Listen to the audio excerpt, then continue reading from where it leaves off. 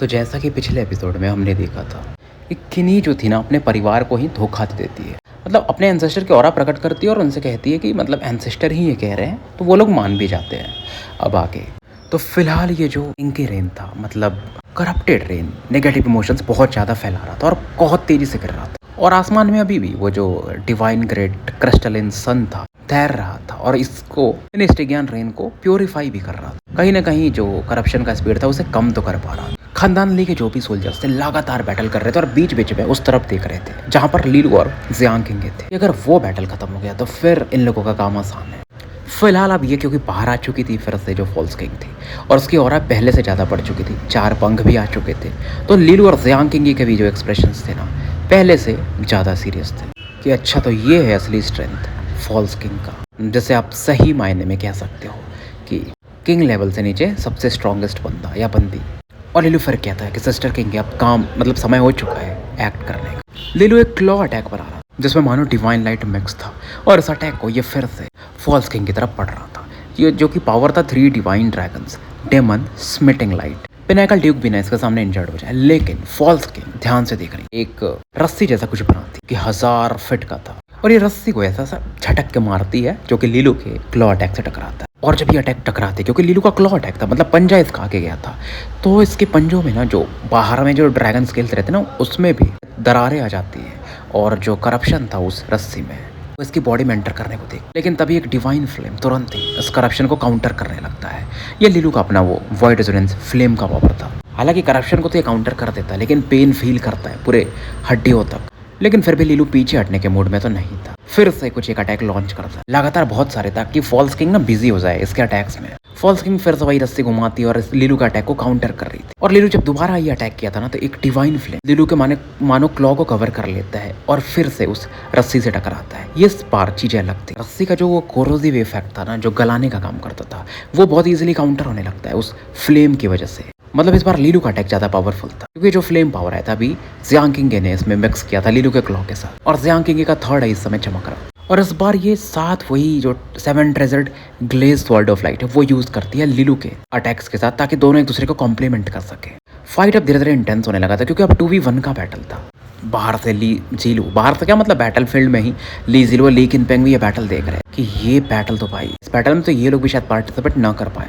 और कहीं ना कहीं बोलते अच्छा हुआ यार क्योंकि ये 9th ग्रेड का ड्यूक का तो पावर नहीं है, लीलू और जियांग किंग के आ गए, नहीं तो ये फॉल्स किंग शायद हम हरा भी दिए थे शायद, हाँ, लेकिन एक ब्लडी प्राइस भी करना पड़ा। मतलब कोई सीक्रेट टेक्निक यूज करते बट मरना तो इनका पक्का था, ये इनको भी पता था। फिलहाल ये लोग जो थे ना ये जो 9th ग्रेड के ट्रू डेविल्स थे उन्हें काउंटर कर रहे हैं। आधा दिन इस दौरान निकल चुका। लेडी आंजी वगैरह को भी दिखाया जाता है जो कि बोलते यार ये बैटल जितना सोचा था उससे कहीं ज्यादा इंटेंस है। और टांटाई का तो पूरा फोकस अपने दोनों बच्चों पर था और वो समझ सकती थी कि फॉल्स किंग का जो पावर है ना, देखो ठीक है भाई पावर है अच्छा है, लेकिन अगर स्टिगियन रेन को उसे सपोर्ट नहीं होता तो वो अब तक खत्म हो चुकी होती। लीलू क्या करता था अपने खतरनाक जो डिफेंस थे क्योंकि ड्रैगोनिक फॉर्म में था इससे अटैक्स काउंटर करता, किंग इस मौके का फायदा उठा करके जो फॉल्स किंग थी उस पर अटैक कर देती थी। और इस दौरान ली केनिंग जो थी वो बोलती है जो फॉल्स किंग है ना पावर लगातार इकट्ठा कर रही है स्टिगियन रेन को एब्सॉर्ब करके एक डेडली अटैक बनाने की वो तैयारी में। लेकिन टांटाई फिर अभी कहते हैं कि लीलू और जियांग किंग को पता है ये सब, मतलब वो भी कुछ प्लान कर रहे होंगे क्योंकि वो फील कर सकती थी दूर से ना लीलू की बॉडी से ना एक खतरनाक लेवल का फ्लक्चुएशन। जियांग किंग भी कुछ तो कर रही थी, उसकी भी और अलग फील हो रही थी। वो मतलब पहले क्यों बैटल करते फॉल्स किंग के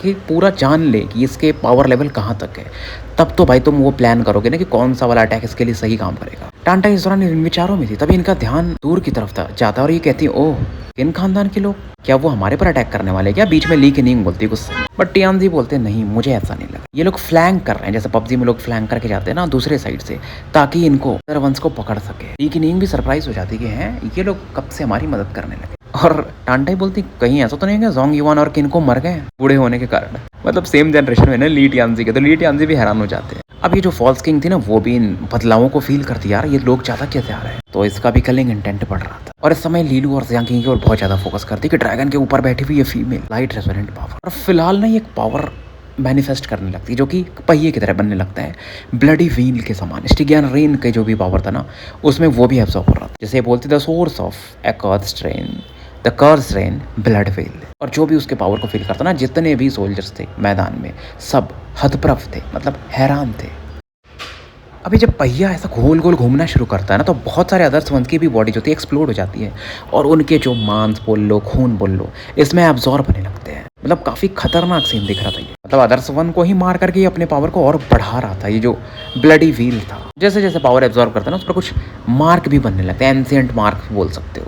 और टांटाई का तभी आवाज आता है, मतलब स्पेस को फेंकते हुए, कि लीलू इसे जल्दी से रोको, ये स्टिगियन रेन क्लो जो कोर प्लेटफॉर्म है ना उसको नरिश कर रहा है, उसके पावर को बढ़ा रहा है। तो वहां पर एक और दूसरा फॉल्स किंग पैदा हो सकता है। अब ये सुन करके वो भी दोनों हैरान हो जाते हैं, क्योंकि अगर दो हो गए, क्योंकि एक फॉल्स किंग को झेलने में तो इनकी भी अच्छी खासी लग रही है। अब ये एक्शन लेने ही वाले थे जो ये फॉल्स किंग थी, फिर से चीखे मारती और जो ब्लड व्हील पर बहुत सारे टालिस्मैन के मार्क्स बनने लगते हैं। और जो टालिस्मैन जो बन रहा था ना, एक मार्किंग बोल लो, वो भी 1000 फीट का फैल जाता है। करप्शन गजब का था, ओवरफ्लो कर रहा था। वो बस टालिस्मैन लीलू और जियांग किंग को सप्रेस करने लगता है। तभी आवाज आती है जियांग किंग कि लीलू तुम फोकस करो कोर प्लेटफॉर्म को डिस्ट्रॉय करने में, मैं तुम्हारे लिए रास्ता बनाती। अब जियांग किंग का जो थर्ड आई था, अपर 9th ग्रेड का रेजोनेंस फिर से चमकता, क्रिस्टल कोर खतरनाक लेवल का उसके अंदर प्योरिटी था। पीछे में एक इल्यूजनरी फिगर भी प्रकट हो जाती है जिसके 6 पंख थे। लीलू समझ जाता है ये 12 विंग्ड सेराफिन स्वॉर्ड डांस वाला टेक्निक है, यानी ट्रांसेंडेंट आर्ट। और जियांग किंग 6 विंग तक पहुंच चुकी थी। अगर 12 विंग वाला इसका फॉर्म यूज करना है ना, तो जियांग किंग को लीलू की जरूरत पड़ती थी फिलहाल। लेकिन अब देखो अपर 6 ग्रेड पे पहुंच चुकी, तो इसकी समझ भी पड़ चुकी थी। अब 6 विंग तक तो ये यूज कर पा रही थी। और तुरंत ये बोलती है 12 winged seraphin sword dance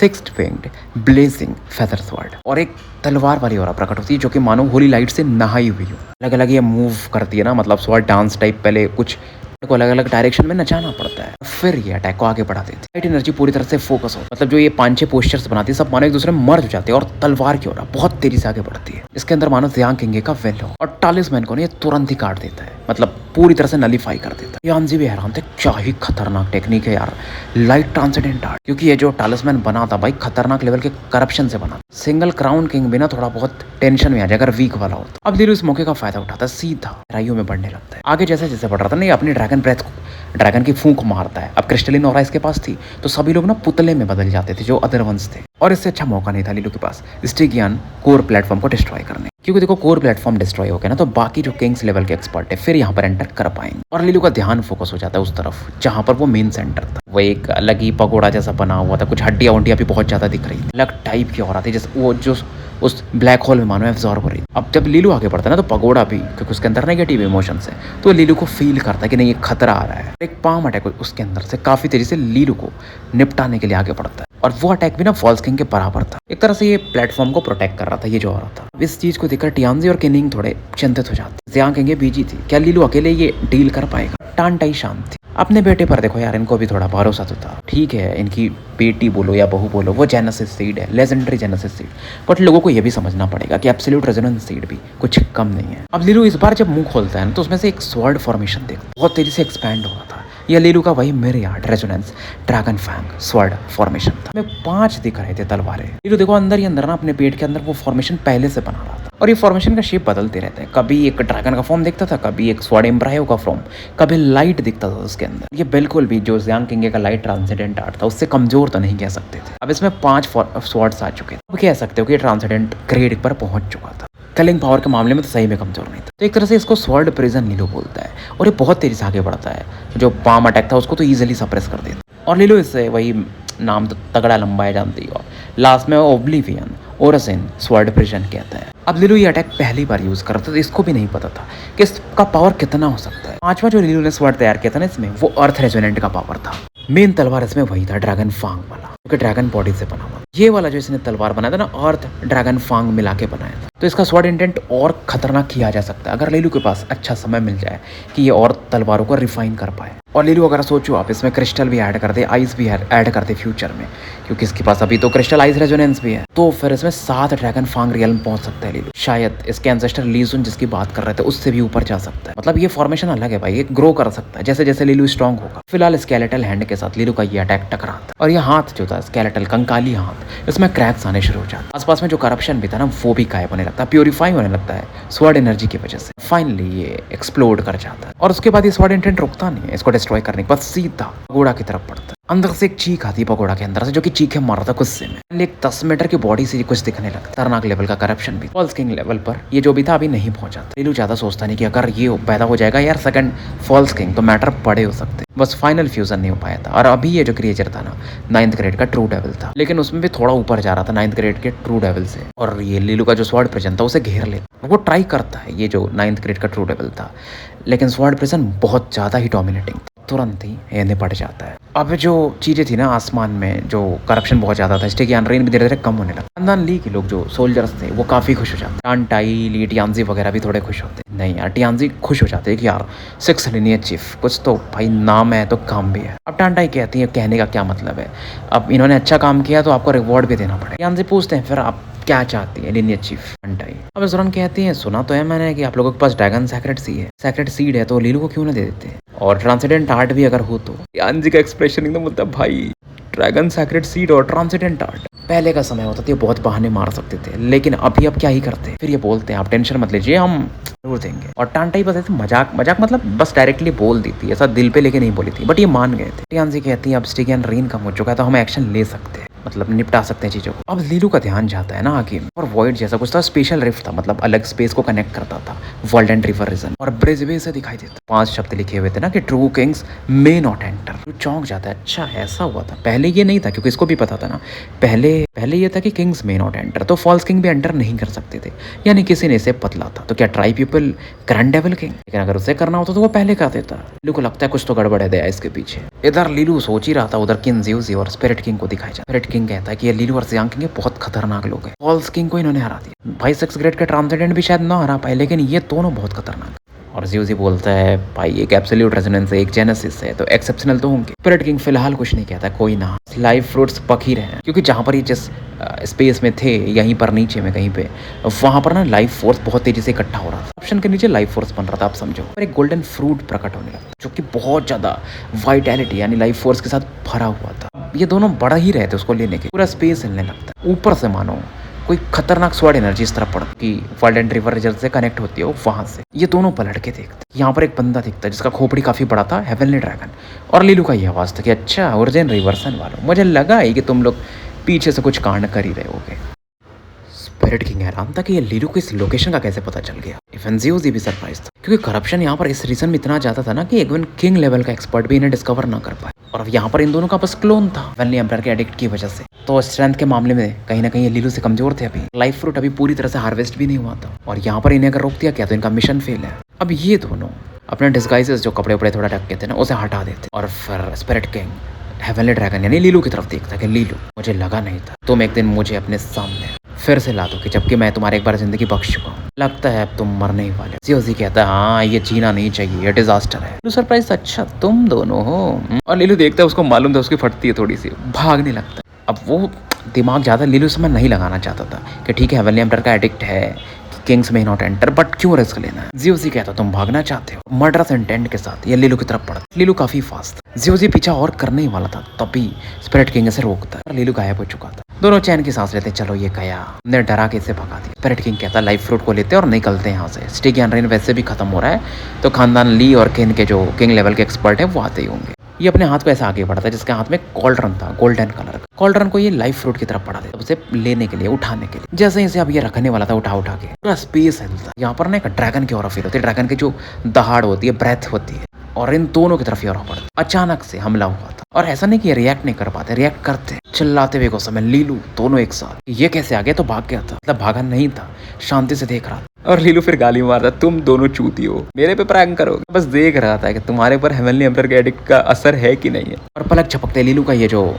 dragon breath की हो रहा था, जिसमें क्रिस्टलिन हो रहा थी, दोनों ऐसा जम जाते हैं और फिर टुकड़ों में बढ़ जाता। लीलू फिर भी इनके तरफ जाता नहीं, थोड़ा देर वेट करता है, जब ये पूरी एनर्जी इनकी गायब हो जाती है तो लीलू कहता है अच्छा इनका वीक क्लोन्स थे ये। मतलब लीलू सोचता है ये ओरिजिन रिवर्सन वाले यहाँ पर क्या छिपा के ऐसा रखे। लीलू जब देखता है तो उसका ध्यान उस कॉल्ड्रन की तरफ जाता है, उसके अंदर से वो गोल्डन फ्रूट जैसा कुछ तो दिख रहा था, जिसमें खतरनाक वाइटैलिटी थी। ये फ्रूट को देखता है ध्यान से, क्योंकि जब ये इधर आया था, क्यों आ पाया था, क्योंकि इसके जो दादाजी का वो हेवनली थंडर बाम्बू की हो रहा है ना, वो अट्रैक्ट हो रही थी इस तरफ, तभी लीलू ये स्पेस को ढूंढ पाया था। क्योंकि देखो लीलू जब कोर प्लेटफॉर्म को डिस्ट्रॉय कर दिया था तो निकल रहा था वहां से, बट जो हेवनली थंडर बाम्बू था ना, अपने आप मूव करने लगा। लीलू फिर वो लोकेशन ढूंढता है, उस ऑरा को फील करके फिलहाल लीलू से रख लेता है, और देखता है धीरे धीरे कि हेवनली एम्परर का जो लॉ था धीरे धीरे अब गायब हो रहा था। अब निकल ही रहा था ना, तो स्पेस में जहाँ पर वो एक ब्लैक आई बॉल से फ्लक्चुएशंस होते, एक आई बॉल जैसा खुलता है, आंख, बड़ा सा आंख जैसा, कि लीलू तुम हमारा चीज छीन रहे हो जो ओरिजिन रिवर्सन का है, तुम मरना चाहते हो क्या। तो अब यहाँ पर स्पिरिट किंग और किन ज़्यूज़ी इन पर्सन आ चुके थे, अपनी मेन बॉडी के साथ आ रहे थे, ऐसा कह सकते हो। अब लीलू की फिर से पड़ती है और वो भागता बहुत तेजी से, क्योंकि दोनों भाई डुअल क्राउन किंग है और पीक लेवल पे है। बट किंग लेवल के बंदे तुम वो भागने कैसे देंगे। अब इस दौरान जो स्पिरिट किंग था ना, अपना शाइनिंग रिपर लाइट कोई अटैक था उसे यूज करता और ये और ना लीलू के भागने के रास्ते को तो ब्लॉक कर देता और लीलू चिल्लाता है मम्मी बचाओ।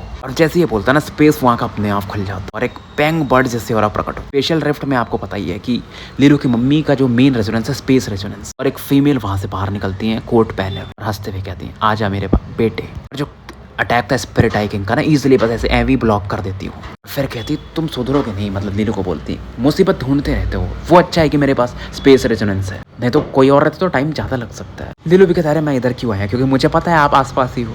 और फिर लीलू बताता है ये किंज्यूजी और ये स्पिरिट किंग है, डुअल क्राउन किंग एक्सपर्ट है। टांटाई को कोई फर्क नहीं पड़ता, कहती है दोनों पुराने लोग कैसे हो, तुम मेरे बच्चे को पीछा कर रहे हो, लगता तुम जीना नहीं चाहते हो। लीलू बहुत खुश होता है क्योंकि ये जो टेंडेंसीज आई थी इसके अंदर ना बकचोदी करने की, रहने की ना, वो अपनी माँ से आई थी। किंज्यूजी देखता है टांटाइलान और ये जानता था कि स्पेस के मामले में इस बंदे का जवाब नहीं, इसलिए इतना जल्दी ये पहुंच गई। डुअल क्राउन किंग भी ना इसके सामने कुछ नहीं। वैसे भी आपको पता है स्पेस रेजोनेंस काफी रेयर है। और टांटाई कहती है मतलब मानना पड़ेगा जियोजी, तुमने आखिर में ओरिजिन रिवर्सन ज्वाइन कर ही लिया। इधर तभी स्पिरिट किंग बोलता टांटाई अपने बच्चे को बोलो हमारा सामान दे फिर हम चले जाएंगे। टांटाई कहती तुमको जाना है, मैंने बोला जाने को। और ये कदम आगे बढ़ता और आसपास का जो पूरे स्पेस की ओर थी ना, मानो ये कंट्रोल करने लगती। सिल्वर गोल्डन लाइट इकट्ठा होने लगा था और इनके सर के ऊपर में ऑरा चमकती हुई दिखती है। दो transcendental thrones, source origin celestial seal बोल सकते हो, जो कि ये टेक्निक अपना यूज करते, मतलब ये ट्रांसेंडेंट आर्ट था। अब इससे देख करके जियोजी और स्पिरिट किंग थोड़े से हैरान होते हैं। जियोजी पहले भी बैटल कर चुका था टांटाई के साथ, और इवन ये दोनों भी ना अभी भी वो ओरिजिन सेलेस्टियल सील जो बोलते नहीं बना सकते, बट फिर भी अपनी ऑरा इकट्ठा करने लगते। अब ये जो सोर्स ओरिजिन सेलेस्टियल सील था, इसकी ऑरा गोल्डन विंग जो पैंग बर्ड थी उसके साथ मर्ज होने लगता और एक सिल्वर कलर का गोल्डन और बोल सा कुछ ऐसा बोल सकते हैं। आसपास के स्पेस में भी दरारें आने लगती। वही टेक्निक यूज करती ट्रांसेंडेंट आर्ट, हेवनली पैंग, टैलोन, सेलेस्टियल रिकॉर्ड, और बहुत तेजी से आगे बढ़ता है इन दोनों किंग्स की तरफ। लीलू देख रहा था कि ये भी देखो 6 ग्रेड का ट्रांसेंडेंट है, लेकिन इसका जो ट्रांसेंडेंट आर्ट है इसकी मम्मी से बहुत कमजोर। मतलब मम्मी के अटैक को देखकर काफी खुश हो रहा था। तो वो डुअल क्राउन किंग इसकी मम्मी अकेले संभाल रही है और पहले अटैक कर रही है। सबसे बड़ी बात, रेड किंग कहता है कि गुड हम तो सामने हैं, फिर भी हम भी आज देखना चाहेंगे कि ग्रेटर ट्रांसेंडेंट डुक का क्या पावर होता है। जियोजी खुश था, मर्डरस इंटेंट के साथ बोलता है आज फिर ड्रैगन फांग लिनेज का एक और लिनेज चीफ मरने वाला है। और इस दौरान फिर स्पिरिट किंग बोलता है टांटाइलन बस तुम्हारे पास ही ट्रांसेंडेंट आर्ट नहीं है, हम ओरिजिन रिवर्सन के, हमारा फाउंडेशन तुमसे भी तगड़ा है, हमारे खानदान ली से। और व्हाइट फ्लेम फिर से वही प्रकट करता है। इसका वो एक दूसरा आंख जो हमेशा शायद बंद रहता है ना, आई सॉकेट, ब्लैक होल सा बनता है और एक व्हाइट फ्लेम बाहर निकलता है। ऐसा बोलता है transcendent art, infinite pupil art, flame pupil ball. इसे पता था सामने वाली बंदी भाई ग्रेटर ट्रांसेंडेंट है,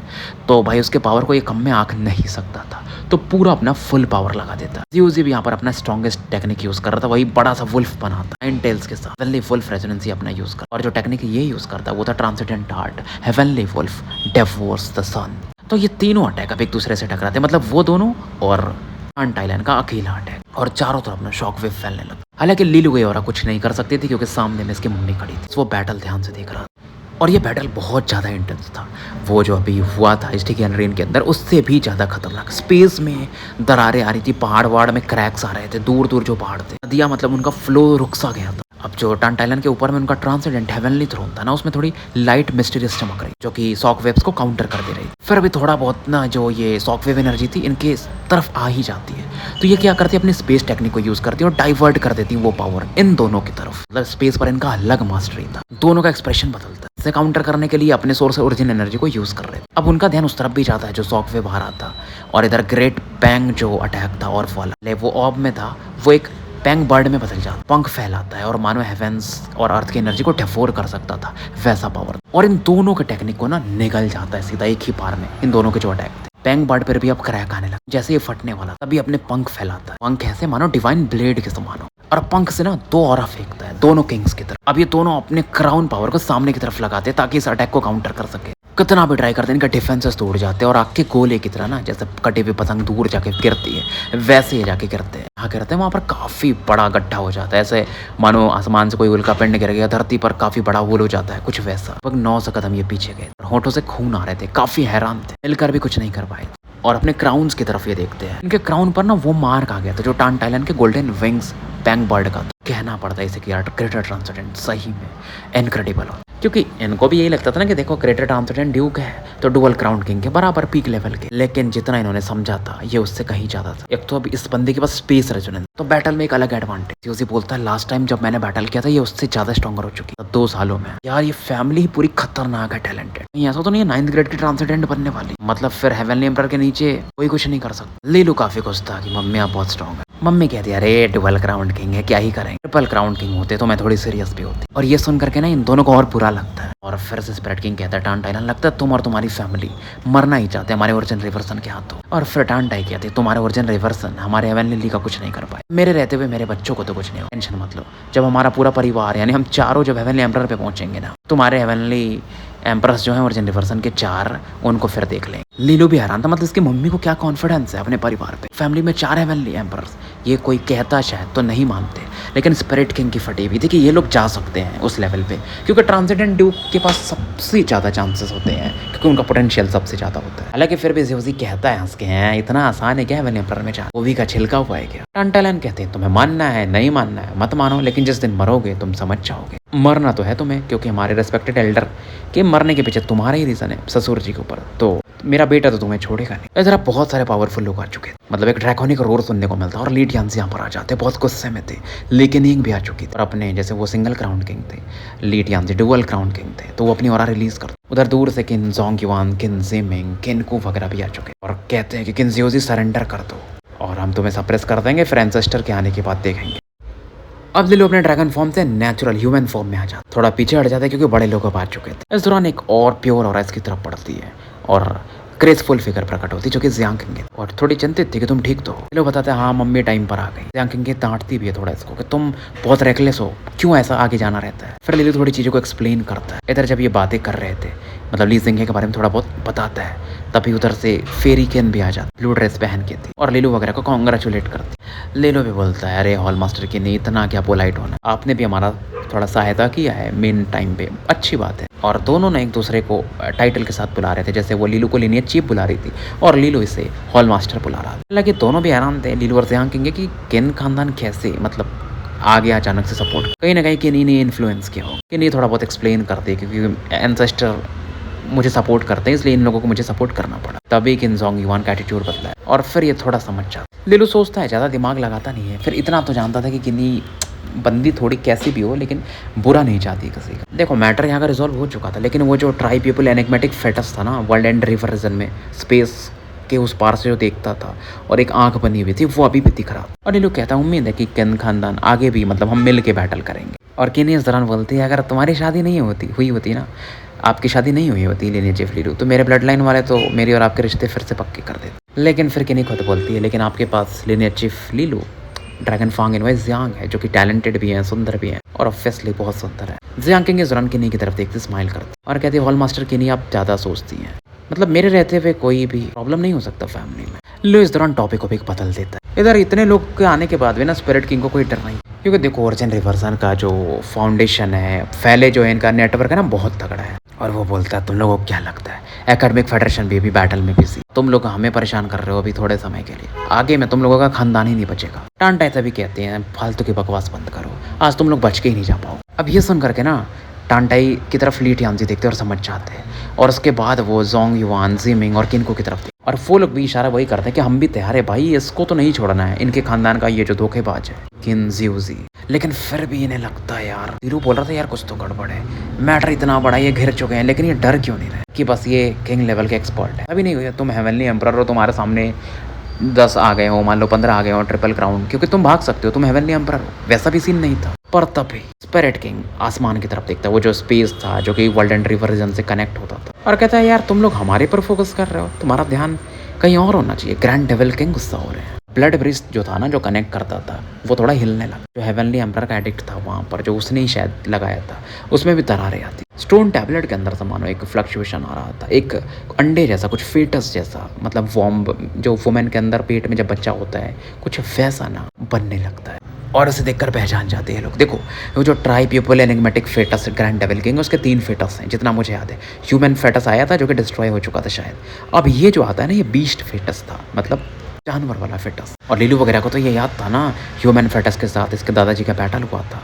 मतलब बीस्ट फेटस इतने लंबे समय से ये स्टोन टैबलेट के अंदर छिपा हुआ था। और फिर कहता है स्पिरिट किंग, अरे सभी को पता नहीं, ये ट्रम्प कार्ड छोड़ा था ट्राइप्यूपल enigmatic fetus grand devil king ने। बेसिकली उन्होंने क्या कहते हैं आगे इसके ऊपर में हेवनली एम्पर एडिक्ट लगा दिया था ताकि किसी का ध्यान न जाए, और ये बीस्ट फेटस ये जो नेगेटिव इमोशंस थे उसे एब्सॉर्ब कर रहा था और समय के साथ अब अच्छा खासा ग्रो कर चुका है। टांटाई को और गुस्सा था, ठीक है बीस्ट फेटस आ गया ठीक है, लेकिन तुम दोनों बच के नहीं जाओ। फिर से उनके ऊपर का जो ट्रांसेंडेंट हेवनली थ्रोन था वो चमक, अब ये जैसे ही अटैक करने वाली थी ना, ब्लड ब्रिज पूरी तरह से गायब हो जाए। बीस्ट फेटस कितने समय से निद्रा में मानो जाग चुका था, उसकी बॉडी बननी शुरू हो जाती, बड़े से बीस्ट में बदल जाता, और बॉडी पर ना ऐसा शैतान जो उड़ सकते समझ लो वैसा बहुत सारी खोपड़ियाँ उपड़ियाँ दिख रही थी, और उसमें से अलग ही वो ब्लूइश ग्रीन ऑरा भी निकल रही। ली टियांजी और जोंग युआन चिल्लाते कि हमें इसे रोकना पड़ेगा, ये जो है ना पूरे एरिया को डीके कर सकता है, बंजर जमीन में बदल सकता है, वो जो ग्रीनिश ऑरा है जहर के समान। तुरंत ही ना ये बैरियर बनाने लगता है ताकि बीस्ट फेटस अपनी ऑरा ज़्यादा दूर तक फैला ना पाए। लेकिन जैसे ये बैरियर बढ़ाते तो बीस्ट फेटस भी मानो अपनी 100 आंखों के साथ इनको ही देख रहा था